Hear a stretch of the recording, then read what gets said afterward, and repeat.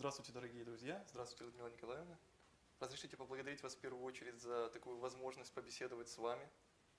И мы бы хотели вам сегодня задать несколько вопросов о истории, о музейном деле, об археологии Крыма. И в первую очередь хотели бы узнать немного о вас. Вероятно, трудовой путь любого историка, будь то музейного работника, начинается с изучения практической археологии. Расскажите, приходилось ли вам в свое время участвовать в археологических раскопках? Ну, как все студенты-историки, после первого курса у меня была археологическая практика. И наш курс проходил ее на Мангупе у Александра Германовича Герцена. Это был очень, даже трудно представить, когда это было. Это был 73-й год, 1973 год. А впоследствии?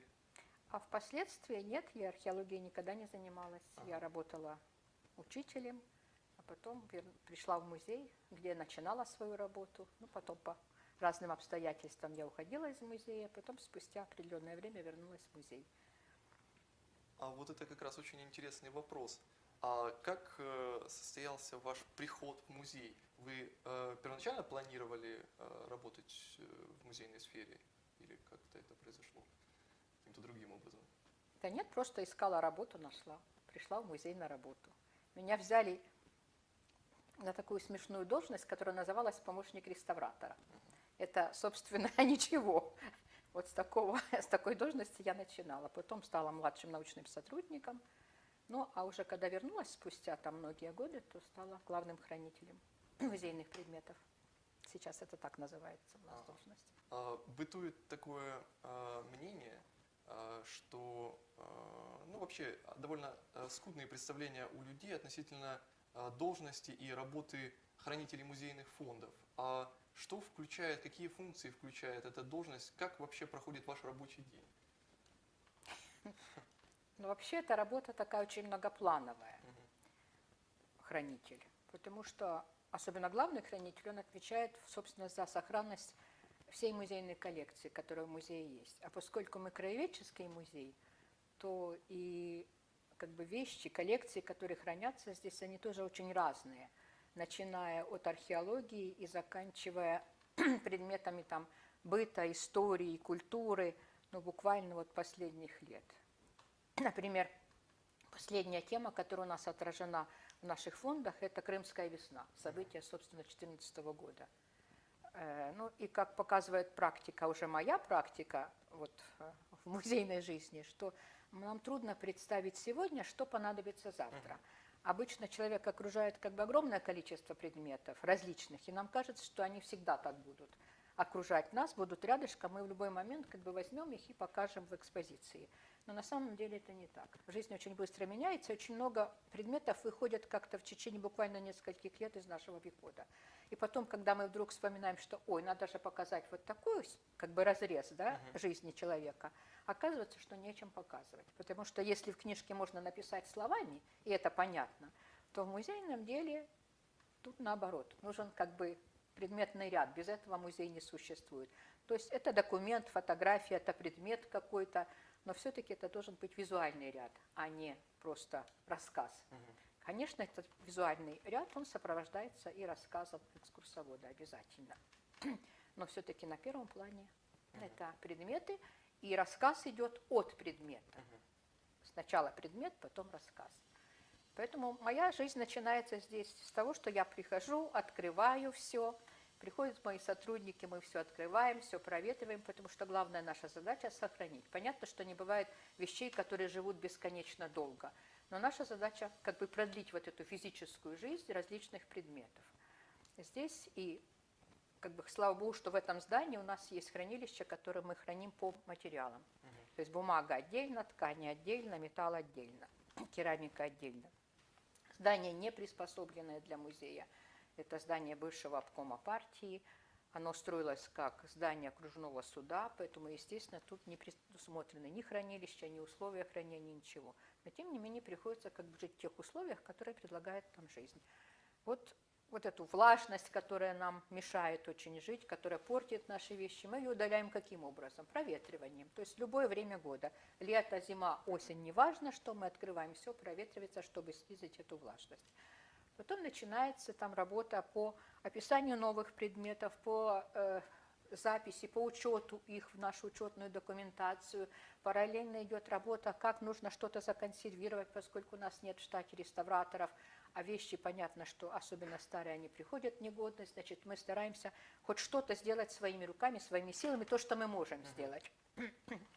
Параллельно идет работа еще по выдаче экспонатов на выставки, потому что музей все время занимается выставочной работой.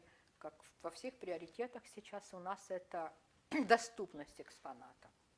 А как его сделать доступным для посетителя? Это прежде всего через выставку, через публикацию там, в различных средствах. Можно на бумажных носителях, можно через интернет.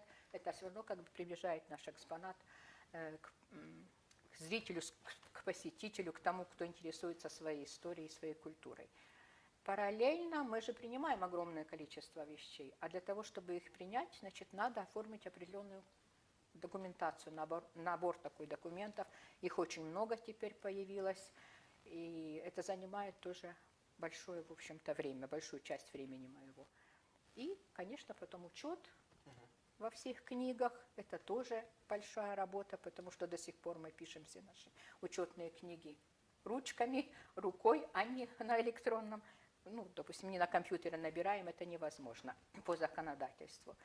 Вот. И потом как бы разнос их по хранилищам, распределение, передача на ответственное хранение и распределение по местам хранения. Потому что когда у тебя под 200 тысяч экспонатов, то, конечно, ничего ты не упомнишь уже, где у тебя что хранится. Поэтому очень четко нужно прописать топографию каждого предмета. Где, на какой полке, в какой комнате, в каком шкафу можно найти этот предмет. Вот в этом заключается рабочий день. Понятно.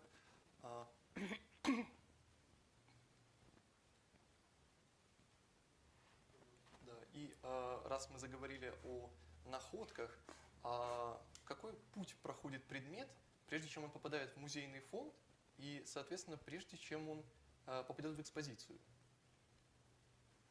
Ну, смотря какой предмет. Вот с археологией, конечно, нам тут труднее, потому что среди музейных работников нет ни одного археолога, специалиста. Во многих музеях есть такие должности, есть такие специалисты, которые занимаются определением, изучением и так далее. У нас нету таких людей, поэтому вся надежда на того, кто сдает свои вещи, находки. Вот как бы мы заранее нацеливаем всех, что вы должны так описать предметы, чтобы было все понятно. И я прошу еще и проставить как бы даты, если это возможно, для того, чтобы можно было сразу как бы уже ничего не придумывая, да, и не обманывая никого, привязывать эти предметы к определенным датам, к определенным периодам в истории. Поэтому уже как бы те люди, которые по много лет сдают в наш музей свои вещи, они знают этот порядок, они привносят эти все вещи как бы с описями, со всем остальным.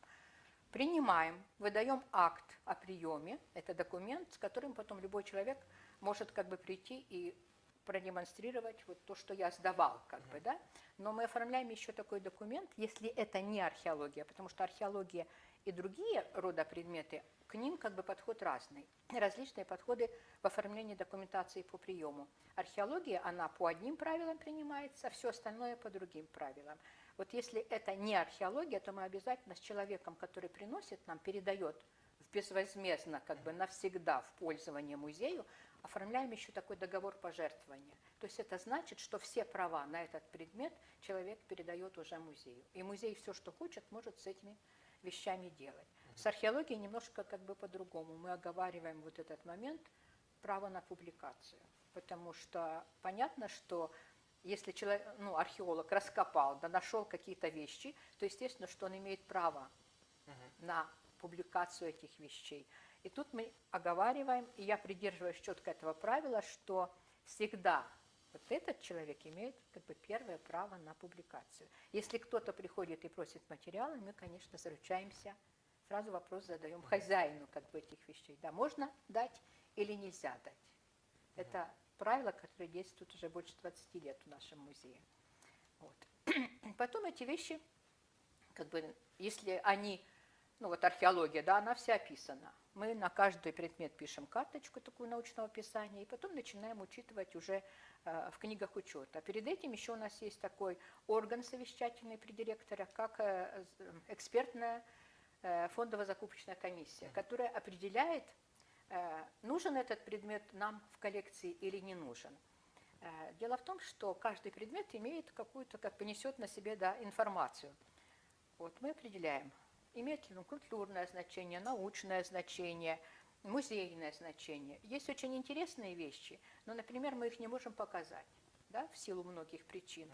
Поэтому вот эта комиссия, она решает, взять эти вещи в основной фонд или в научно-вспомогательный фонд. Очень часто мы перестраховываемся, потому что мы не знаем, в каких условиях этот предмет хранился.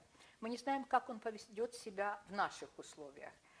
Вот. Поэтому мы его относим к научно-вспомогательному фонду. Потом он отлежится, мы посмотрим через пару-тройку лет, как он у нас себя ведет, и можем перевести в основной фонд. Обратный процесс очень сложный и практически невозможный. Вот этими вопросами занимается фондово-научная комиссия. Вот когда комиссия как бы выражает свою точку зрения, что да, нам эти предметы нужны, мы их берем, тогда мы оформляем еще один документ, который называется акт передачи на постоянное хранение уже в музей, и тогда начинаем проводить уже свою внутреннюю работу по учету этих предметов и распределению по коллекциям. Вот такая как бы процедура приема предметов. Понятно. И в связи с этим еще такой вопрос. В любом случае фонды музея, в том числе и Центрального музея Тавриды, достаточно велики. И разные музеи по-разному подходят к возможности выставления в экспозиции определенного количества предметов.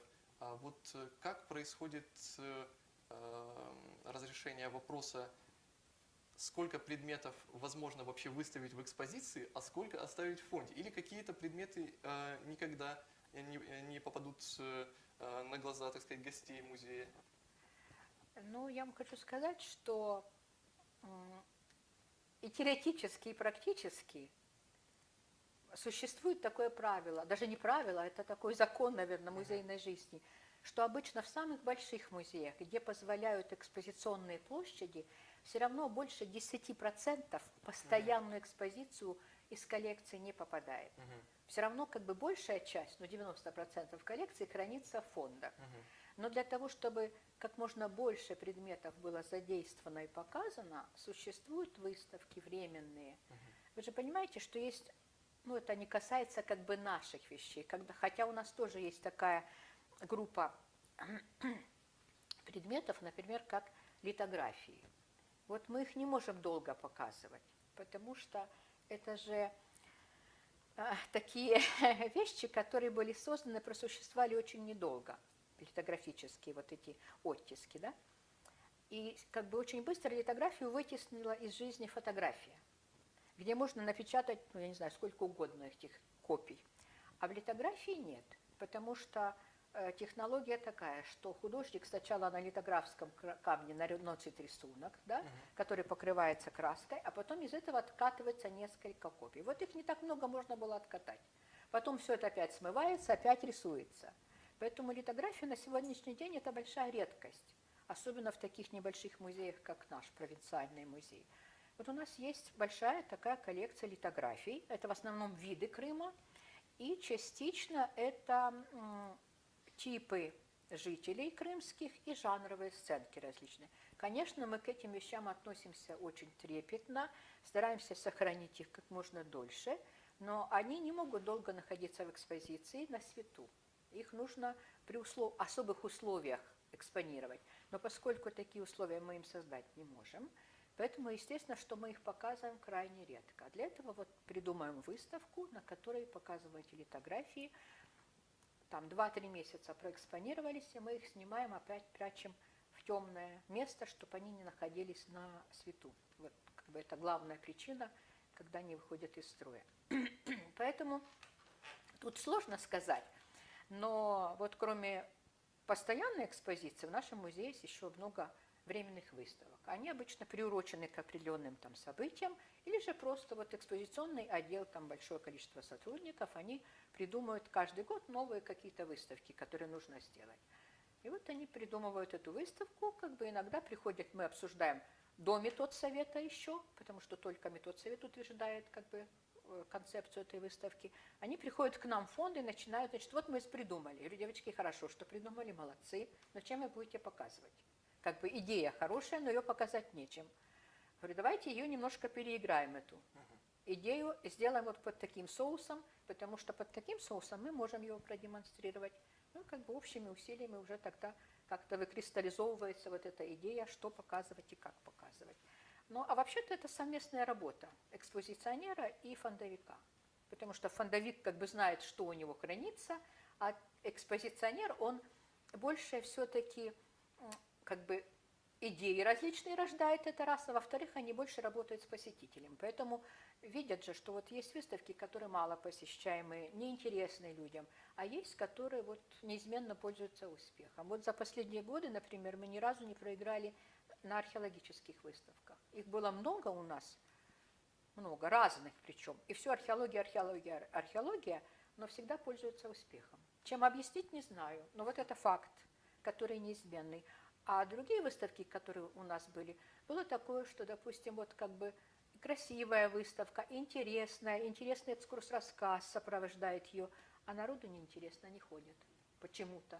Не знаю почему. Вот «Золотая кладовая», которая у нас открылась, по-моему, это 2011 год, в 2011 году, и до сих пор пользуется успехом. Хотя неизменно ничего мы там не меняли. Вот как открыли, так она и работает. Одни и те же вещи. Мне казалось, что уже все, кто хотел, посмотрели, уже все. Нет, все равно народ посещает ее. Вот она у нас была закрыта немножко тут, наверное, месяца 3. Потом мы добавили еще один зал туда, но это как бы другая археология, не крымская. Открыли ее, опять народ пошел. Опять она пользуется спросом. Понятно. Да, вероятно, чем больше предмет отстоит во времени от наших дней, тем больше он интерес представляет. Ну, нет? Не знаю, не могу объяснить. Вот мне трудно сказать. Вот были у нас разные же выставки, например, по 19 веку. Вот, наверное, еще зависит от рекламы и умения как бы предложить свой товар. В скобках назовем это товаром, да, музейный товар. Наверное, тут еще должны работать очень те сотрудники, которые обслуживают эти выставки. Не только сам экскурсовод, но еще и те, кто предлагают. Вот такой отдел работы с посетителями, они тоже должны как бы правильно обсказать эту выставку и предложить, чтобы людей завлечь на нее. Вот война, например, у нас давнишняя выставка, Великая Отечественная война, давнишняя, но все равно весной все учителя ведут сюда детей, потому что как бы понятно, что связано с этими событиями освобождения Симферополя, апрель, майские события все. Приводят, иногда уроки проводят прямо в стенах выставки, не в школе, а у нас в музее. Это как бы тоже такая тема, которая пользуется всегда спросом. А какие существуют, в принципе, источники пополнения музейных фондов? Ой, источники самые разные. К сожалению, многие из них сейчас уже не работают. Ну вот приведу такой пример. В советское время, когда был обком партии, да, обком партии издал такой указ, что всем предприятиям крымским сдать образцы своей продукции в Крымский краеведческий музей. И нужно сказать, что сработало. Сотрудник выходил на предприятие, шел прямо к парторгу, а тот уже организовал передачу этих вещей. И так у нас собралось много различных предметов, которые выпускали крымские предприятия. Телезавод, Керченский стеклотарный завод, эмаль-посуда, завод пневматика, завод, как он назывался, вот, бытовая химия, который все, ну и много-много других. Но это было как бы в прошлом. На сегодняшний день, поскольку немножко уже другие отношения совершенно, добыть хотя бы один образец продукции практически невозможно на наших предприятиях. Поэтому мы нашли такой выход. Смешной, конечно, но другого я не знаю, как придумать его. Значит, наши сотрудники хлеб покупают? Покупают. Значит, вот эти вкладыши в хлеб, да, упаковку, мы их забираем, описываем, и это как бы перечень продукции, который выпускает там Булкин или еще какое-то предприятие. Вот винная продукция, да, то, чем всегда славился Крым. Вот у нас есть, например, образцы вина, которое было передано нам еще в 60-м, 61-м, 62-м году разными нашими винзаводами. На сегодняшний день понятно, что это уже нам никто ничего не отдает. Значит, ты или покупаешь, зарплата музейного работника это не позволяет. Поэтому мы после различных праздников обходим кабинеты. Раньше у нас много было арендаторов, которые сидели у нас. Или просто вот мимо мусорных ящиков прохожу. О, такого вина у нас еще нет в фондах. Значит, я эти пустые бутылки, это все сотрудники у нас уже знают, собираем. И вот вам образцы как бы продукции наших винных предприятий. Вот таким образом поступаем. Но, конечно, это такая как бы смешная часть нашей работы. Но в основе пополнения фондов лежит так называемый план комплектования музейных фондов. Это план, который разрабатывает зам по науке совместно с главным хранителем, где указывается как бы направление и темы. Определяются те темы, которые имеют лакуны, где недостаточно собрано музейных предметов. И сотрудники музея как бы озадачиваются, и они должны хотя бы что-то найти по тем или иным темам. Но это как бы прошлая тема. Что касается современности, то современность тоже как бы откладывается в фондах. Каждый сотрудник обязан у нас хотя бы 20-30 предметов собрать и принести, передать в фонды. То есть это сборы сотрудников, это как бы случайные вещи, которые приходят от жителей Крыма, от жителей Симферополя. Ну, понятно, что археология у нас передается начальниками экспедиций. Это в плане, как бы оно, хочешь не хочешь, эти вещи приходят к тебе, потому что после работы экспедиции они обязаны сдать, иначе не получат справку, что вещи, находки, сданные в государственный музей, не получишь открытый лист на следующий год. Поэтому тут как бы от нас мало что зависит. Конечно, в лучшей ситуации те музеи, у которых есть статья в расходах финансовых, когда они финансируют экспедиции, тогда как бы экспедиция обязана тебе сдать эти находки. Мы же такой возможности не имеем, поэтому мы как бы ждем, кто нам что принесет. Вот. И, конечно, то, что приносят вот люди, жители Симферополя и просто Крыма, часто попадают к нам вещи очень интересные, уникальные. Например, вот в прошлом году нам женщина из Москвы принесла очень интересный комплекс документов, фотографий своей родственницы, которая в 50-е годы работала у нас в музее. Вот так случайно совершенно она приехала отдыхать в Крым и перевезла этот комплекс, вот эти вещи попали к нам в музей. То есть пути как бы комплектования совершенно разные. Что-то передают нам государственные организации. Например, раньше, вот чуть-чуть раньше, когда вот это было буйство черной археологии, СБУ нам передавала много вещей, забирали у этих грабителей и отдавали нам в музей эти вещи. Конечно, жалко, что они бесхозные как бы вещи, да, хотя иногда мы знаем, можем определить как бы круг памятников, откуда они могут попасть такие вещи. Но чаще всего это вот догадайся, мол, сама. Но факт тот, что эти вещи мы же можем определить благодаря археологам, допустим, по времени, к какому кругу памятников они относятся, мы их можем использовать, если это целые вещи хорошие, почему не использовать в экспозиции? Вполне возможно.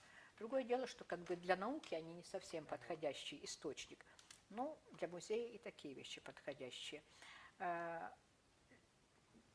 Иногда нам передают вещи из раскопок на месте вот этих боев Крымской войны. 19 век, но мы тоже берем эти вещи, потому что там документы какие-то можно из архива получить копии, а вот предметы, естественно, это только результаты исследований таких памятников. Ну а поскольку сейчас такое строительство активное в Крыму, то много появляется как бы предметов и вот эпохи Крымской войны. То бишь предметы иногда приносят и простые обыватели, не исследователи. А в вашей практике были какие-то яркие события, когда, может быть, приносили что-то особо ценное? Ну, особо ценные, конечно, тут трудно сказать, да, вот особо ценные. Да. Какие-то шедевры, как мы смеемся, ну, шедевры. Иногда бывает, что не шедевр, а вот радость несказаемая. Я всегда, когда-то там преподавала еще музейную дисциплины, И всегда студентам приводила такой пример, что вот было время, когда все, абсолютно все школьники ходили с чернильницами и писали ручкой с пером, да, и без этого как бы себе представить жизнь невозможно. Но вот когда мы затевали выставку по истории образования, оказалось, что у нас в фондах нет ни одной такой чернильницы. А как показать эту эпоху огромную, без ручки с пером и без чернильницы? Вот сидит ученик за партой. Слава богу, где-то там в районе парту школьную деревянную нашли, привезли сюда. А вот чернильницы нет. Я говорю, ну что же делать? Ну что же делать? Получается вроде бы как такой предмет мизерный, ничего не стоящий. А вот нет чернильницы. И я тогда, была там радиопередача такая про наш музей, и я, значит, обратилась просто ко всем симферопольцам. Говорю, граждане, я вас умоляю, слезно прошу, у кого, может быть, где-то сохранилась эта чернильница, принесите, потому что вот выставка не состоится из-за такой мелкой безделушки. И одна женщина нам принесла сразу две. Это я услышала ваш плач и решила, что я вам должна обязательно помочь. И такого всегда было много. Вот тоже коричневое платье, например, школьное. Но это несколько поколений в этих платьях ходили в школу, кинулись, у нас в фондах нет этого платья. Это опять-таки о том, что предусмотреть, например, да, что выйдет быстро из обихода, всегда сложно, поэтому ее лучше взять, пусть она полежит. Время покажет, нужен этот предмет в коллекции или не нужен. И точно так же мы собирали, в общем-то, ко всем. Обращались, может быть, у кого-то где-то сохранилось это платье. В результате у нас теперь много платьев, к ним фартуки нам принесли черные и белые, праздничные. В общем, все со школьной формой теперь у нас в порядке.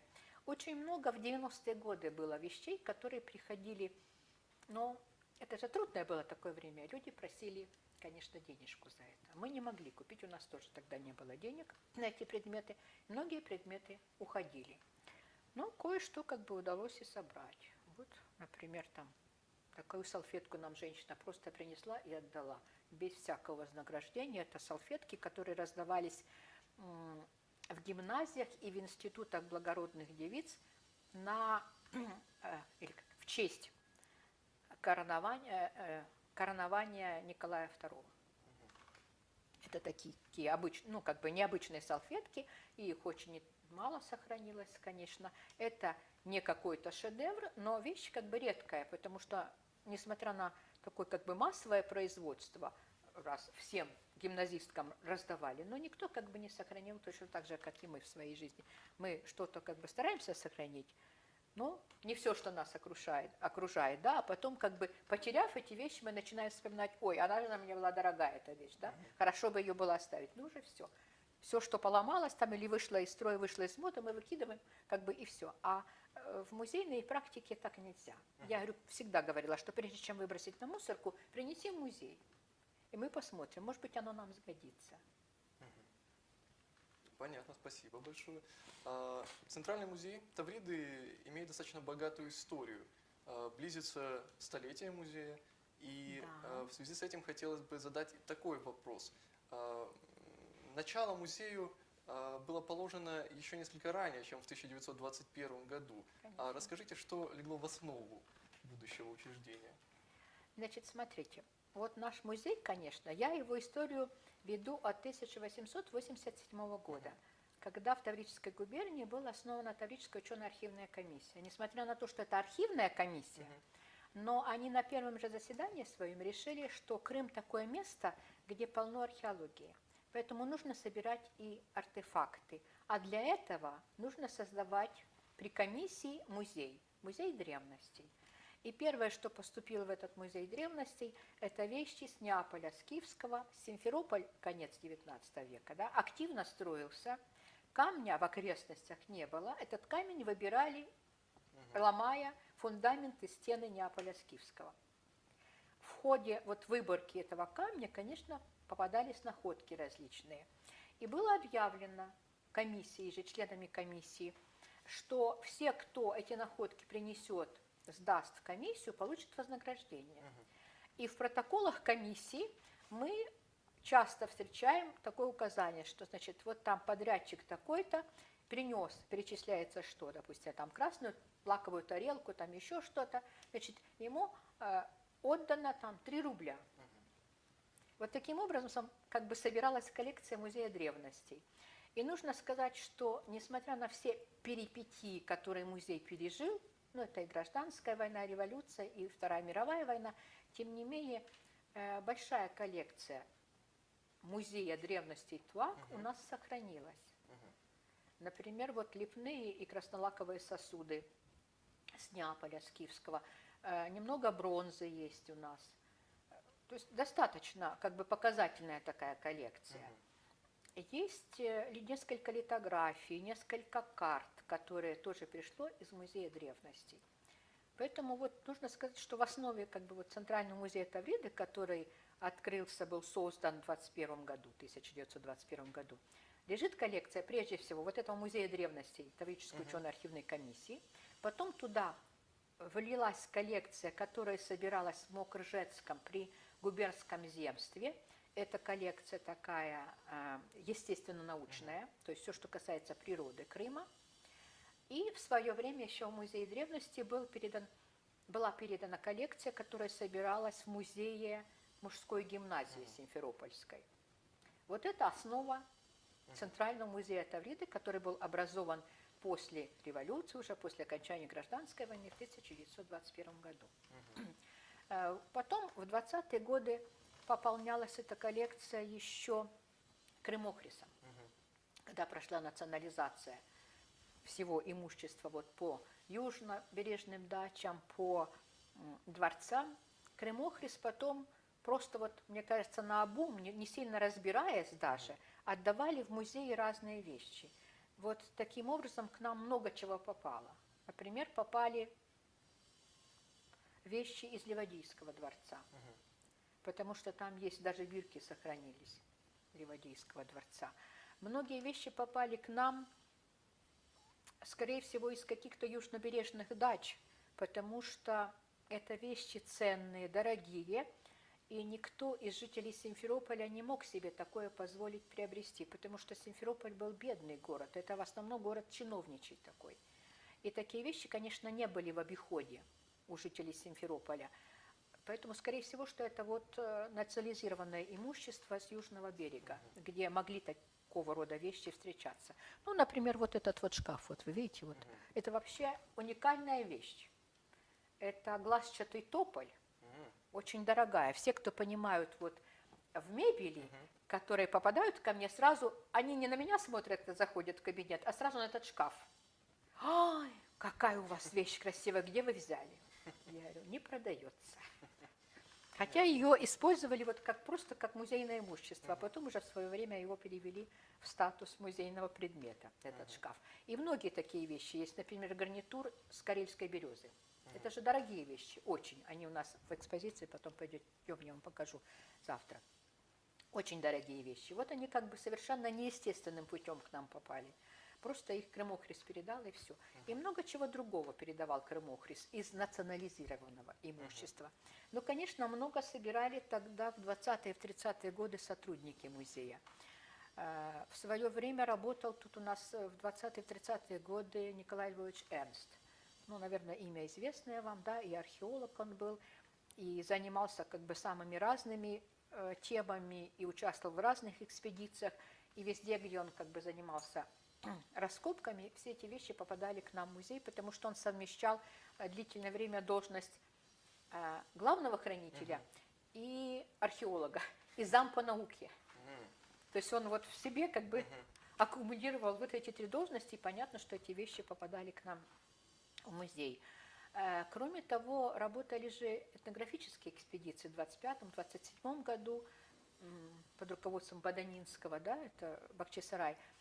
И было постановление в ЦИК специальное о том, чтобы все, что будет найдено, дублетные материалы передавались в Центральный музей Тавриды, несмотря на то, что это была экспедиция все-таки Бахчисарайского музея.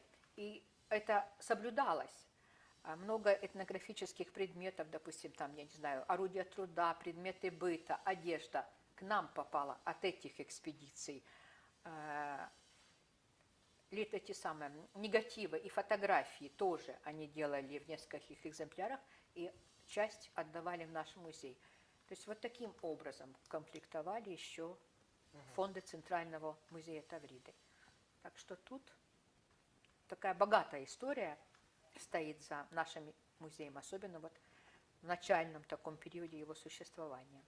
То есть фонды комплектовались достаточно быстро, ну вообще пополнялись довольно быстро. Но 20-е годы были довольно тяжелым периодом для музея. Он часто менял свое местоположение.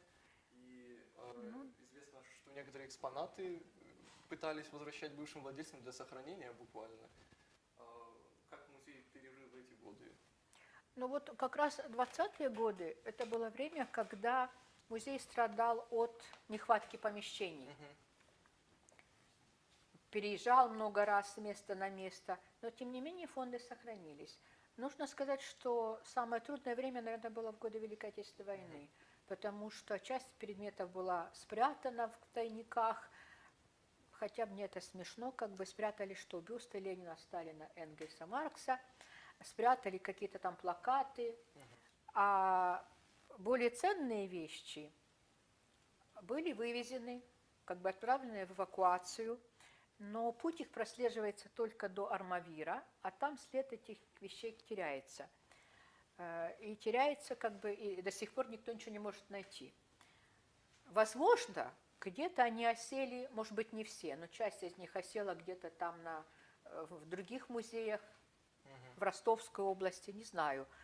Никто пока не может сказать, куда наши вещи делись, потому что есть только записка, где сопровождающий как бы пишет, что до меня дошли вещи, что эти предметы все были, этот груз попал под бомбардировку в Армавире на станции и как бы был уничтожен.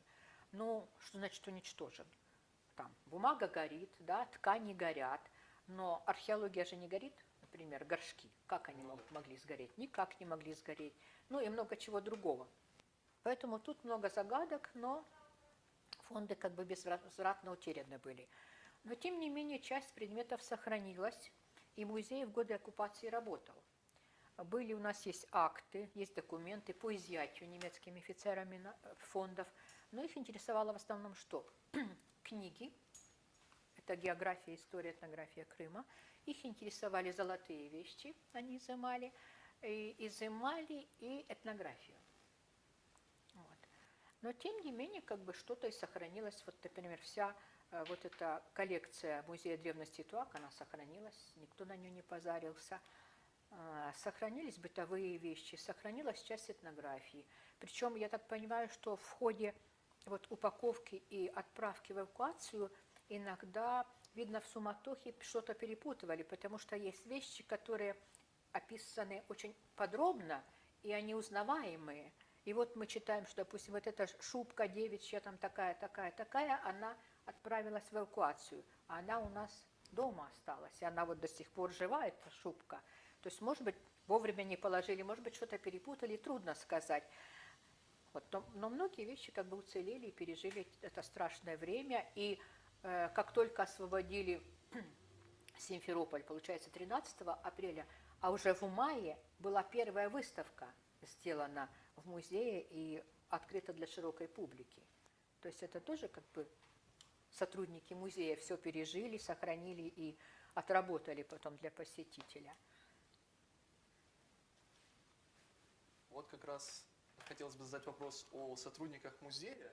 Многие историки, археологи, исследователи, вероятно, работали здесь в свое время. Кого вы могли бы назвать, может быть, будущих известных исследователей? Может, с кем-то приходилось работать или общаться вам? Ну, уже более позднего периода, я имею в виду, конечно. Ну вот из археологов, да, здесь начинали работать многие. Например, Игорь Николаевич Крапунов, младшим научным сотрудником, работал, и его рукой написано огромное количество карточек на археологические предметы, которые были не описаны. Он сидел в фондах, начинал работу, потом перешел в другой отдел. А здесь работал, например, Сергей Георгиевич Колтухов. Тогда в музее во время его работы, это 80-е годы были, был отдел, который назывался Неаполь-Скифский, и он был заведующий этим отделом. Вот, пожалуйста, теперь он кандидат наук, вот будет завтра лекцию читать. Кто еще тут у нас работал? Многие начинали, вот Хайрединова Изара, которая читала уже лекцию, она у нас тоже работала в свое время. Мульт Сергей тоже у нас работал. Кто еще у нас работал? Анастасия Анзоровна ваша тоже начинала здесь, будучи студенткой музея. Многие прошли практику как бы музейную. Вот из нашего отдела вышли, например, кто? Зам директора по науке этнографического музея Людмила Анатольевна Науменко. Это наши все ученики. Та же Таратухина, вот у них. Сейчас у них главный хранитель новый, Алла Олеговна Герцен. Она тоже начинала у нас в отделе работать. То есть мы многих вырастили, как вот музейных работников. Ну, а многие, как бы, взяв вот этот старт в музее, потом ушли дальше в науку. Так что много людей с музеем связано. Понятно. И вот такой тоже вопрос. Малоизвестный, но тем не менее не менее интересный, остается судьба так называемого музея археологии Крыма, который в 70-е годы был создан Аскольдом Александровичем Щепинским. Да. И вот расскажите, возможно, вы знаете, как сложилась его история. Возможно, вы работали с Аскольдом Александровичем, общались как-то, может, на эту же тему. Нет, я с ним не работала, вообще никогда никак. Я как бы знала его, что есть такой, но я с ним никогда не работала. Но и познакомилась с этим музеем уже когда пришла работать в музей, и мы ставили на учет все вот такие общественные музеи, потому что в свое время он назывался просто общественный музей. Он же был создан на базе как бы его экспедиции северокрымской. Вот. И больше ничего. Потом, когда я уже пришла вот хранителем сюда работать, и когда уже Аскольда Александровича не стало, встал вопрос о судьбе этого музея. Там кражи были, в общем, его выкидывали оттуда, где он находился, и тогда, значит, было принято решение, что нужно эти вещи забрать и передать в музей. Вот часть этих вещей мы забрали. То, что как бы я ездила, забирала, да, вот оно отложилось у нас в фондах, оно описано, оно стоит на учете. А потом самая большая как бы передача была, когда уже там все грабилось как попало. И так получилось, что часть вещей к нам попала, а часть вещей забрали в отдел археологии. И вот тут вообще как бы судьба уже отнеслась очень плохо к этому музею, к его коллекции. Потому что вещи оказались у нас, часть вещей, а документация вся оказалась в отделе археологии, что там пытались, в общем-то, собрать. В результате практически все, что у нас осталось, оно беспаспортное. Мы не знаем, откуда эти вещи. Единственное, что вот нам помогла Копьева Татьяна, она определила нам, что, допустим, это вот связано с раскопками Колотухина, это относится к этим памятникам, это к этим памятникам. Вот так мы эти вещи как бы распределили, описали, и они у нас стоят. Но, конечно, судьба – это вот показатель, как не надо поступать с такого рода музеями. Потому что такими музеями, конечно, их судьбой нужно, чтобы кто-то заботился. А если нет хозяина, вот на каком-то этапе, да, хозяин исчезает, и все, они остаются бесхозными, это значит, что они погибли. Вот так получилось с этим музеем. Как ни прискорбно об этом говорить, но это вот так. И это не один пример, когда вот музеи, в которых собираются очень хорошие вещи, погибают. В свое время, там, в 70-е, в начале 80-х годов, огромное количество было общественных музеев на всех предприятиях, при школах, просто были общественные музеи, допустим, при клубах. И очень часто там собраны были очень интересные предметы.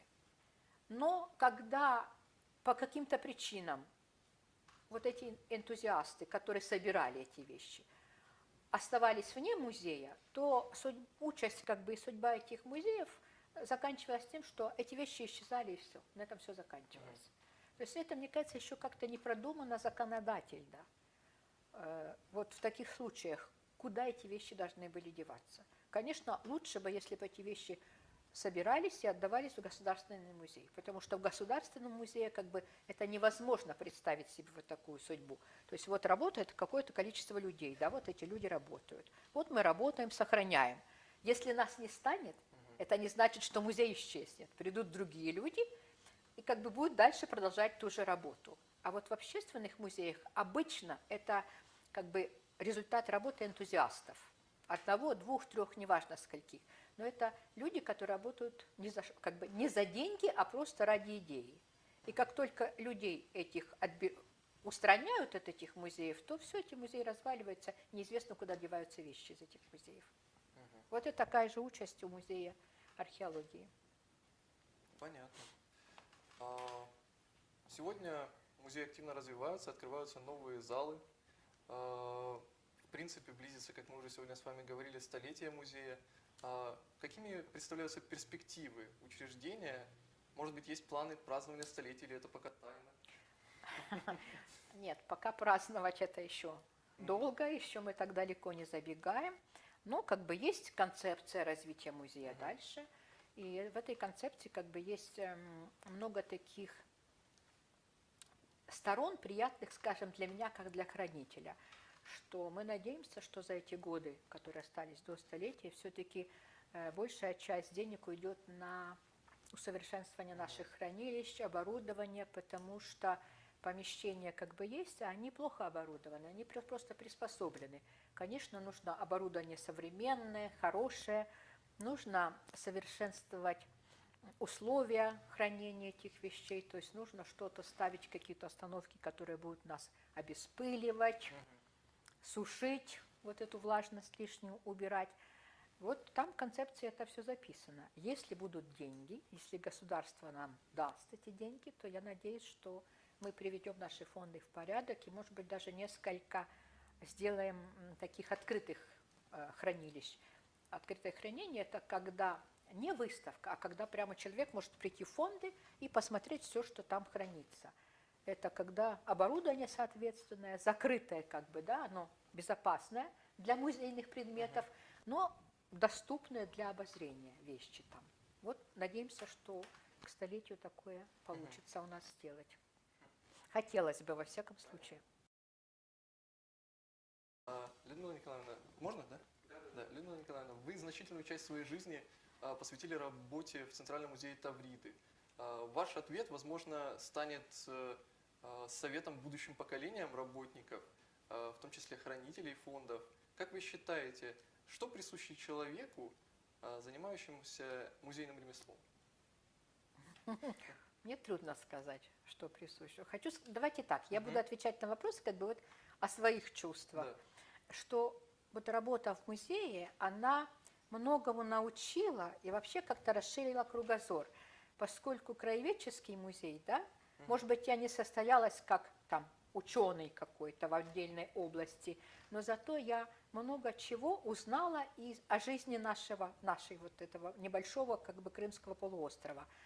История, этнография, та же археология, культура – это все как бы оно поневоле ты попадаешь в эту среду и поневоле этому всему научаешься, потому что предметы, которые вокруг тебя, они заставляют тебя все равно какую-то информацию получать. Хочешь, не хочешь, это как вот в педагогике, да, когда говорят, что дети не хотят учиться. Я говорю, неправда. Когда он 45 минут сидит на уроке, и даже если он ничего не хочет слышать, он все равно что-то усваивает. Это, говорю, вот эффект соленого огурца. Поместите его в банку с рассолом. Свежие огурцы. Как бы он ни сопротивлялся, да, через 4 дня он все равно будет соленый. Вот точно так же в музее. Если ты попал в музей, то сама среда, вот сама коллекция заставляет тебя как бы расширять свой кругозор. И поневоле ты там что-то прочитал, там что-то заинтересовался, тут ты открыл эти вещи, посмотрел на них. То есть ты многому чему научаешься. Это такое место, которое заставляет тебя всю жизнь учиться. Хочешь, не хочешь, а приходится. Потому что вот лежат как бы вещи много лет подряд, и мы на них не обращаем совершенно внимания. Потом, ой, давайте будем делать выставку, давайте. А как же ты показываешь эти вещи, не зная о них ничего? Значит, ты должен обязательно найти какую-то информацию. Сами вещи тебя заставляют это делать. И ты поневоле как бы дополняешь еще свою голову какой-то новой информацией, узнаешь много очень нового интересного. Вот сейчас я вам скажу, с 25-го года у нас лежал один предмет. И записан он был так. Предмет деревянный неизвестного назначения. Ну, лежит и лежит предмет деревянный. Я его всем, значит, показываю, спрашиваю, говорю, граждане, ну, может быть, кто-то чего-то... Ой, может, юла, а может, не юла. Я говорю, да нет, на юлу не похоже. В общем, это длилось много времени, пока однажды такой журнал «Родина» издается в Москве, да, я листаю очередной номер этого журнала, говорю, о, наш деревянный предмет неизвестного назначения. Оказывается, что это? Ручка Торы. Мгм. Вот так, как бы ты совершенно случайно узнаешь, что это за предметы у тебя в фондах хранятся. И такого много у нас. Когда вот вещи выходят из обихода, то мы зачастую не знаем, что это такое. Я часто показываю, вот когда у нас сотрудники проводят занятия с детьми, там у нас есть музейный кружок, и все, я говорю, возьмите вот этот предмет и покажите детям. Я говорю, я вас уверяю, никто не догадается, что это. Сотрудники, а что это? Вот потому что предметы вышли из обихода, и мы не знаем уже, для чего оно. Но они же лежат, и для того, чтобы они не молча лежали, а показать их людям, значит, надо определить, что это, атрибутировать, для чего это. Поэтому поневоле ты как бы собираешь информацию об этих предметах. Мгм. То есть, как человек, трудящийся на благо развития музея, прикладывает огромные труды, силы, так и музей обогащает его. Естественно, естественно, как же. Понятно. Людмила Николаевна, спасибо вам большое за сегодняшнюю нашу беседу. Я думаю, из нее можно сделать достаточно много выводов, по крайней мере, о ежедневной даже работе в музее, о специфике ее. Мы надеемся, что наш разговор будет не последним, и вы нас еще Продолжим как-нибудь завтра. пригласите. Хорошо, Да, спасибо вам. приходите.